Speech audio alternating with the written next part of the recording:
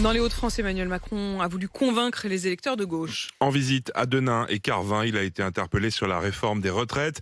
Proposition controversée de son programme. Le président candidat se dit prêt à discuter. Je veux rassembler, lance Emmanuel Macron.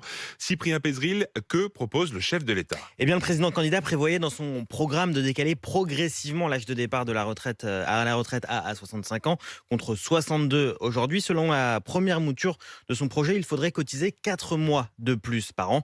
Bref, concrètement, un départ en retraite à 62 ans et 4 mois en 2023, 62 ans et 8 mois en 2024 et donc 65 ans autour de 2032. Une réforme qui devait donc initialement se poursuivre après la fin du prochain mandat. Mais tout ça, c'était avant le premier tour de la présidentielle. Désormais, pour Emmanuel Macron, les 65 ans ne sont plus un dogme. Il se dit prêt à discuter du rythme et des bornes de sa réforme. Autrement dit, il n'exclut pas de limiter un départ à 64 ans. On serait alors en 2027. Il propose à ce moment-là une clause de revoyure, laissant le choix au prochain président de pousser ou non à 65 ans. Cyprien Pézeril du service politique d'RMC.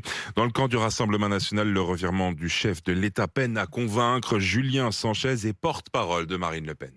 Je ne crois absolument pas aux paroles d'Emmanuel Macron. Quand ce sont des promesses, déjà, on voit qu'il ne les tient pas. Mais alors là, ce ne sont même pas des promesses, ce sont des mots, des simples mots, qui n'ont aucune valeur dans la bouche d'Emmanuel Macron. Ça montre tout simplement qu'il cherche à être élu et qu'il a bien vu aujourd'hui que les sondages montrent que Marine Le Pen est entre 48 et 49% face à lui. Donc il n'est pas serein. Et aujourd'hui, je n'ai aucune confiance en le président de la République.